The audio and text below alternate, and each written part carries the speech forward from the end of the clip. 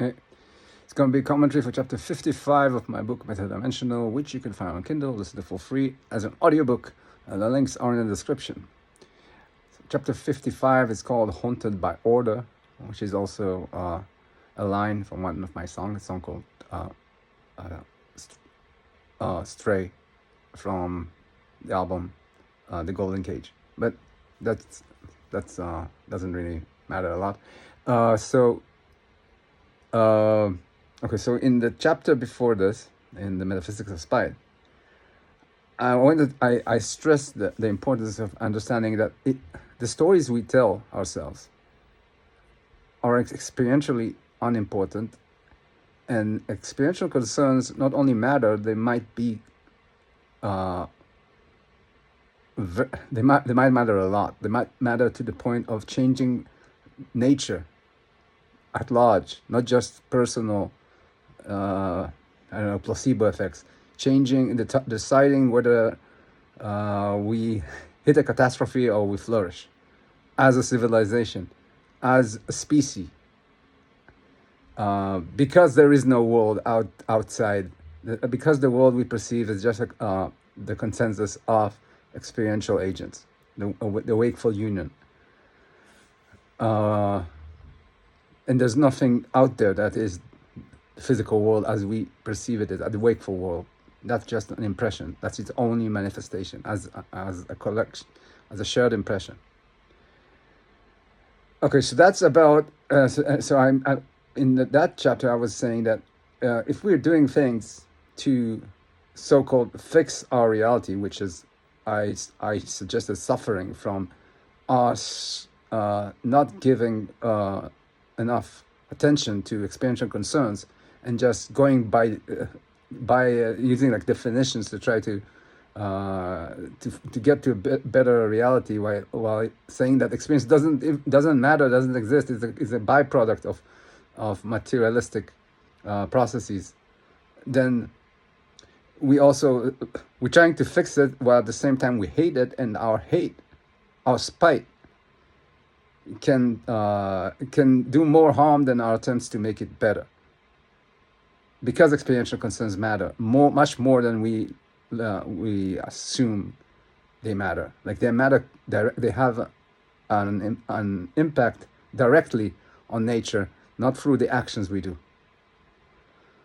and inside the wakeful reality that's this shared consensus, some perceptional consensus. How that goes mostly through the blind gap, private blind gap, the laws of nature that are unique to each and every one of us, but still have a lot of sway, or the laws of nature that we haven't yet discovered, but that's a different. You can say that these don't exist until they are discovered. Until they are discovered, they are private blind gap dynamics, private laws of nature. But there's another place where this same principle, we can find the same principle, where we tell a story but we ignore the experiential consensus. Because we ignore them, we're doing ourselves a disservice experientially, and hence we do ourselves a disservice in the terms of the natural world. The wakeful world we perceive becomes worse because we just go by definitions and don't care about the fact that experientially they are suboptimal. And one of them is democracy. Now, I have no problem with democracy as such. Like, I think it's much better than all the alternatives, I guess. I have no reason to assume that otherwise, considering history and all that.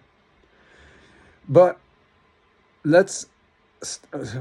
forget about democracy as as an idea, as the idea of everyone voting, and that's all. Yeah, fine. Voting is great. Being equal under the law, great. All that stuff. That's like I don't see anything better than that. But if you are measuring whether your ability to vote gives you experiential dominance, give you the ability to change your reality by the act, by the like to accept, to agree with your desires. It doesn't. Your vote doesn't release your personal desires. That's not what it does. More so, as your personal desires are when experience is fundamental, and the will becomes free, and when it is free from determinism, you cannot capture it in a political party, not even an anarchist party. So it doesn't matter what you vote, you're not going to get what you want through elections. You're going to get maybe less of what you don't want. But it's not going to be a celebration of your experiential dominance. It's going to be at least some mitigation of damages, which is, again, it's great until it's not. Until someone needs something more than that. At which case, they have no argument to say, what's wrong with this? They feel like their lives don't matter. They see also that within, you're making it even worse when you consider the capitalist society, market society, which is all fine. I have no problem with it at all. But I understand that it operates in a sphere. It's much more, let's say, economics are much more influential than our vote in a system that is already reducing the significance of our choices structurally. Even if we choose anarchy, we get the same bullshit. Like, you don't get a reality where you do whatever you want, because you can't get it. And the reason you can't get it isn't because of a problem of the system. It's the problem of the expansion of the system. Like this, once the system expands beyond where it can absorb your personal desires and let them and liberate them, because there are too many people, because there are whatever, then it can't do it. It doesn't matter what system of government you're going to do. You just can't liberate your experiential dominance. And if you can't liberate your experiential dominance, you're going to feel angst. You're going to want this reality to be destroyed. Even if you don't have no, like, in your mind, you don't see like a story where you say, I want to destroy this reality.